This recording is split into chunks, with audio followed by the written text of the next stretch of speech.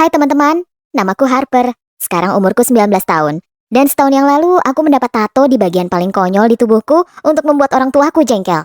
Orang tuaku selalu keras banget, kayak super keras. Aku gak bisa bergaul bareng teman tertentu karena mereka punya pengaruh buruk ke aku. Aku gak boleh nginap, aku harus selalu pulang jam 6 sore. Kalau telat 10 menit, aku bakal dihukum selama seminggu.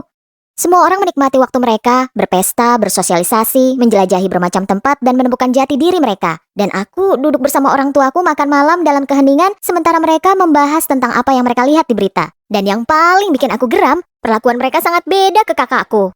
Dia boleh pergi ke pesta dan nginap di tempat temannya semalaman. Mereka selalu bilang ke aku kalau anak perempuan gak boleh kayak gitu. Anak gadis harus tetap rendah hati dan suci. Mana ada. Jadi pas umur aku 18, aku pecah aja. Ngerti kan? Semua dimulai dari hal-hal kecil. Mereka biasanya mengendalikan caraku berpakaian. Mereka harus menyetujui apapun yang aku pakai ke sekolah. Jadi, aku bakal simpan pakaian terbuka di tasku dan ganti baju di kamar mandi sekolah. Rasanya enak banget akhirnya bisa lepas dari cangkangku karena bisa lakuin hal yang aku mau. Aku bohong ke mereka dan bukannya belajar di perpustakaan, aku pergi ke mall buat ketemu sama teman-temanku. Tapi waktu itu, aku berusaha merahasiakan pemberontakanku ini sampai akhirnya mereka tahu. Selama konferensi orang tua guru, mereka diberitahu kalau pakaianku terlihat melewati batas. Jadi, mereka langsung bersikap seperti diktator. Setiap pagi, mereka periksa tasku, melempar semua isinya di atas meja, meriksa HP-ku dan pesan-pesanku, menyuruhku untuk mengambil foto aku lagi di mana dan bareng siapa setiap saat. Aku udah nggak tahan.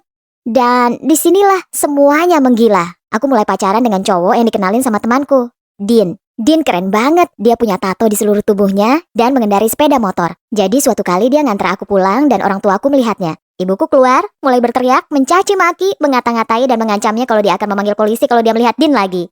Saat itu juga aku putusin, apa-apaan ini? Kenapa aku repot-repot berusaha menyenangkan mereka? Aku ketawa, bilang ke ibu, semoga sukses nelpon polisinya. Naik ke sepeda motor lagi dan kami pergi. Aku dengar ibuku berteriak seperti orang gila dari kejauhan dan rasanya enak banget. Aku merasa bebas, tapi petualanganku nggak berakhir di situ. Kita pergi ke rumahnya dan nginap di sana sepanjang malam. Orang tuaku mengirimkan selusin pesan. Waktu kamu 5 menit. Kalau nggak pulang, nggak usah balik ke rumah lagi. Aku baca dengan lantang ke Dean dan kita ketawa. Aku foto rumahnya, rokok berserakan, dan lukisan gelap di dinding. Dan kirim ke mereka bilang, aku nggak bakal pulang. Ayahku lihat pesannya dan mulai menelponku tanpa henti. Aku sempat pikir mau blokir dia, jujur. Tapi rasanya enak banget lihat mereka jadi gila. Mungkin mereka bakal tahu gimana rasanya aku tinggal bersama dan ngikutin aturan mereka. Dan kemudian aku lihat mesin tato di atas meja di rumah Dean. Aku punya ide cemerlang. Sekarang ku harap gak pernah mikir gitu. Dean bilang ke aku kalau dia mentato teman-temannya di rumahnya. Jadi aku saranin, kenapa gak lakuin ke aku? Lebih bagus lagi, kenapa gak di tempat yang belum pernah kamu tato sebelumnya? Kayak sedikit di bagian atas bagian pribadiku. Dia juga jadi semangat. Kami putuskan tatonya harus sepasang sayap keren, karena aku telah bebas.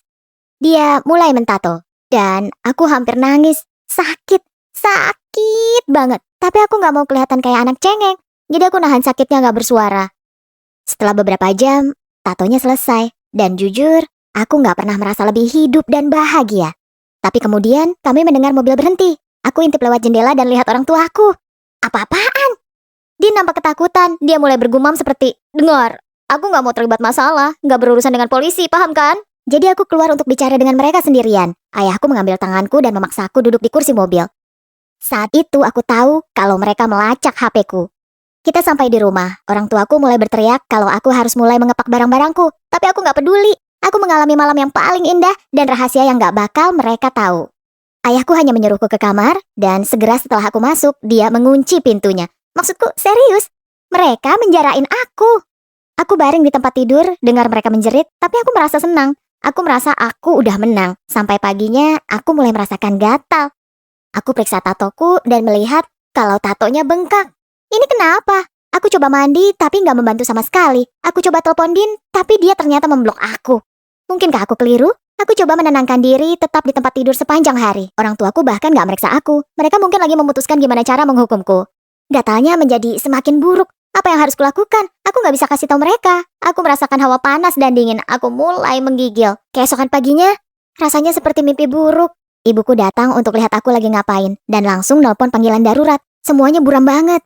Aku ingat melihat ibuku mengambil beberapa pakaianku dan menaruhnya di dalam tasku. Aku merasa begitu sendirian dan sengsara. ninggalin aku, ibuku mengepak barang-barangku.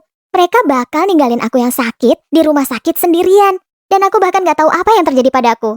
Aku ingat rumah Din yang kotor dan apa yang kubaca di internet.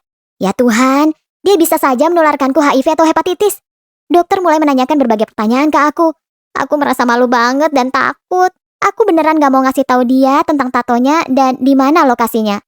Tapi aku gak bisa milih. Jadi aku tunjukin ke dia, aku pengen mati karena malu. Dan ternyata tatonya kena infeksi. Tapi bakal sembuh sendiri. Dia bilang ke aku untuk tinggal di rumah sakit untuk sementara sampai demamnya turun dan meresepkan aku antibiotik. Aku baring di ranjang rumah sakit. Nangis, mewek karena aku merasa kesepian. Barang-barang yang dikemas ibuku ada di lantai. Dan aku di sini sendirian, gak punya rumah. Hidupku terasa seperti mimpi buruk. Sampai aku lihat ibuku bicara dengan dokter di aula. Dia datang ke kamarku dan aku bingung banget. Aku yakin dia udah pergi. Aku bergumam dengan air mata. Aku kira mama ngusir aku. Wajahnya tampak khawatir. Dia ternyata senyum ke aku dan bilang, "Jangan konyol." Lalu dia peluk aku. Aku gak ingat kapan terakhir kali dia meluk aku. Walaupun orang tuaku keras banget, di malam yang paling mengerikan dalam hidupku, mereka tetap di sisiku. Mereka mencintaiku, mereka merawatku. Aku bilang maaf ke mereka, dan akhirnya tertidur melihat dua wajah penuh kasih di depanku. Aku udah merusak tubuhku secara permanen, dan gak bakal bisa menghapus gambar mengerikan ini dari bagian pribadiku. Tapi setidaknya aku belajar bahwa mereka yang benar mencintaimu akan tetap bersamamu di waktu senang maupun susah. Walaupun saat ini kita semua terlalu malu untuk membahas tatoku, aku harap suatu hari kita akan bisa tertawa tentang semua ini.